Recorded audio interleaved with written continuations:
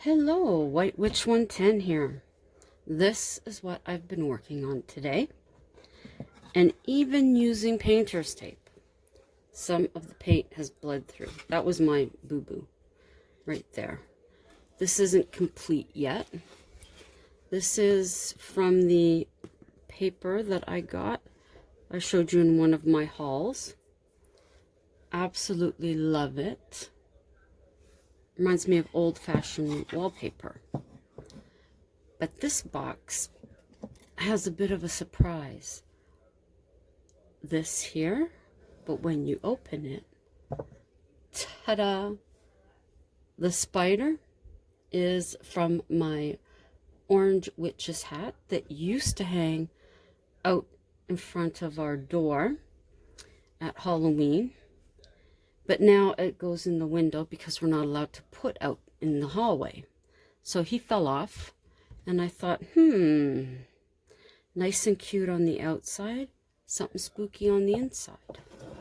This is another one of the papers from the book, and I also used some of the glitter paper I got today. Whoops, it wasn't wide enough to put it in here, so that's why I used this. And I really like putting the ribbon here. As I said, I contemplated getting more boxes today, and I didn't, but I'm really having fun.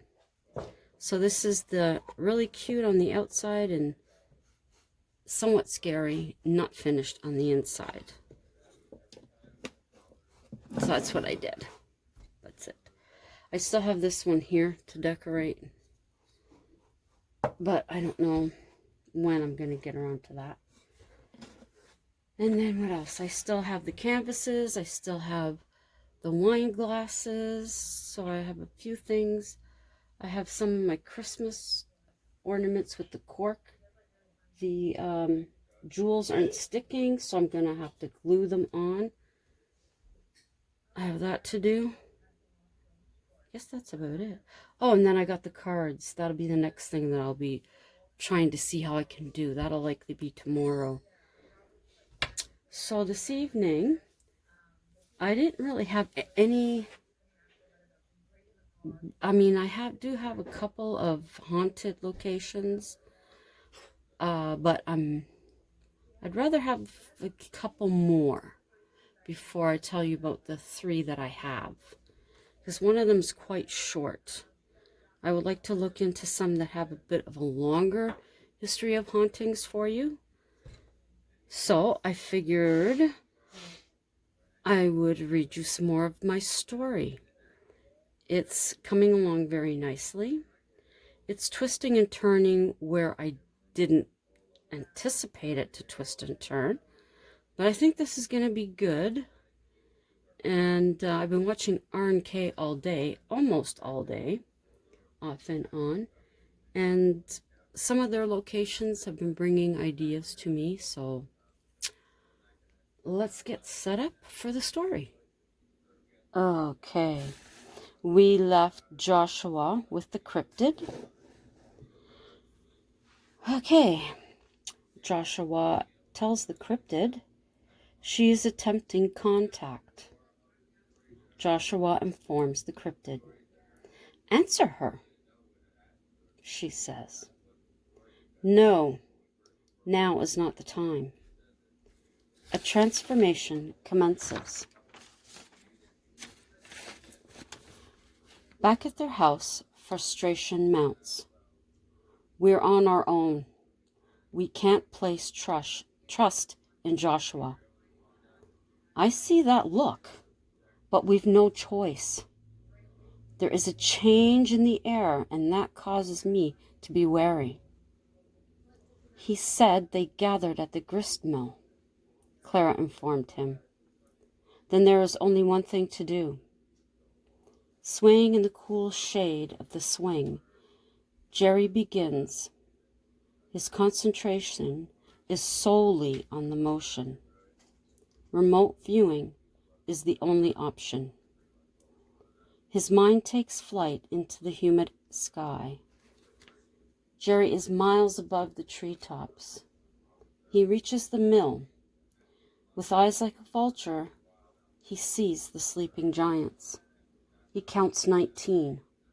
Only 19. Jerry shakes abruptly when his eyes open. There are only 19, he tells Clara. One is missing. I know he said 20. So where is the 20th? She asks. I have no idea.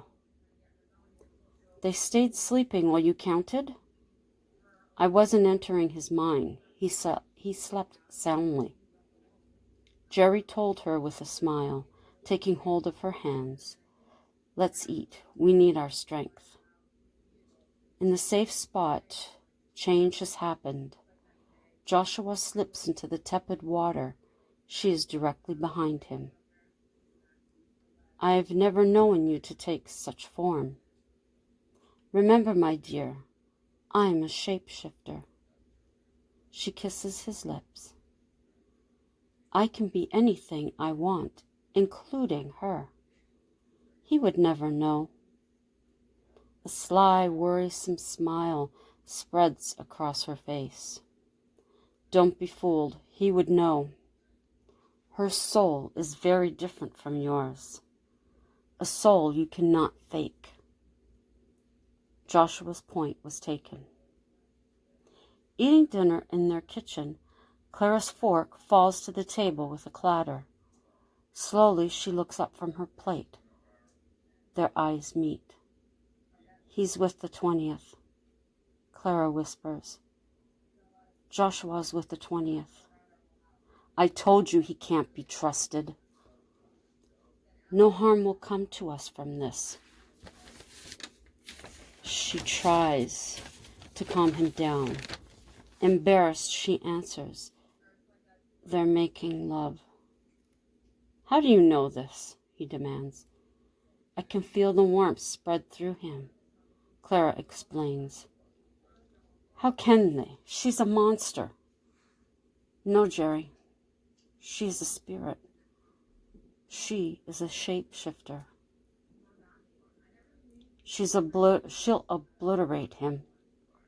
Jerry is sure. No, she's in love with him. Then let's use this to our advantage. He begins to plan. No, leave them alone. Things will go terribly wrong if you do, Clara warns. Protected in the safe space, the creature and Joshua talk. Her brother has decided to lay low for a couple of weeks. She overheard him plan. This would allow for a calming period. Slowly, he will disperse the group throughout town. They will watch and wait, keeping in touch telepathically. When they have been lulled into a sense of normalcy, he will begin the destruction. Why was he doing this? Because he has been hunted for centuries. People made plans to trap, others to kill for proof of our existence. I have always wondered why we have never found you, Joshua mentioned, flowing with the conversation. Rain begins to descend from above. Evening once again approaches. Clara's union with Josh appears to have wakened. Alone in the bedroom she sits. The sound of rain hitting the gutter is rhythmic. A dark sensation commences to shroud the room. Jerry's prudence alerts him to the problem. Hastening up to their room, he is stonewalled by a locked door. Each endeavor to open the door is ineffective. In a panic, his voice generates. Clara, open this door, he demands. Clara! She does not answer. What could be wrong? The smallest droplet alerts him that there is a problem. Leaving Clara to herself, Jerry ascends the attic stairs. Carefully, he inches the door open. The presence before him suspends further movement. Sitting against the attic wall it sits, covered in rusty mud-encrusted fur. It held in its hands a mouse. Teeth hung over its bottom lips, but it spoke sweetly to the rodent. Its breathing was labored, as though it had just arrived from a brisk run. Gingerly it placed the mouse down. "I have much larger mice to catch," it said in a husky whisper. Before the cryptid could observe him, Jerry left. How could it have gotten inside? He was sure Josh had something to do with it. In the bedroom, Clara is occupied in meditation. She lay on the carpet in front of an old fireplace. She took herself back to another time. The room was cozy.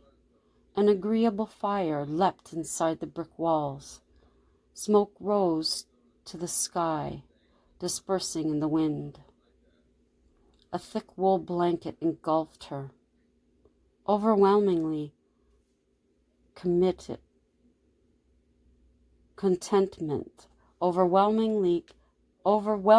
contentment spread through her body.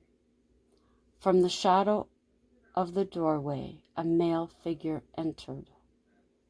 Purposefully, he came to her, taking her hand, supporting her to the bed. In the firelight, Clara could not see who it was at first. Head resting on the down pillow, she gazed up. Their eyes connected. It was Joshua. Clara gasped. "I have endured an extensive wait for you." She didn't know whether she should speak. "I have craved to embrace you," he told her. Utter confusion took hold. Where was she? "Countless years from now, I will search you out again. Together we will triumph over the vermin that organizes at this moment. I will master it." "What are you speaking of? Do you mean the creature?" Clara eventually asked. "Yes." Joshua places a finger to her lips. "Sleep, my love. The years will pass quickly, and I will be by your side always." Clara sensed sleep immediately overtake her. Fight as she did, her eyes proved too laden. When she awoke, Clara was in bed, wrapped warmly in her fleece blanket. The room was unusually cold. Jerry was not by her side. Impulsively, she dressed warmly in search of Jerry. The house appeared as she had left it earlier that afternoon. Creaking steps brought her attention upon the attic staircase. Jerry warned her in sign language not to say a word.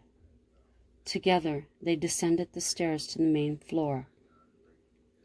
Recklessly, he penned a note explaining what he had encountered in the attic.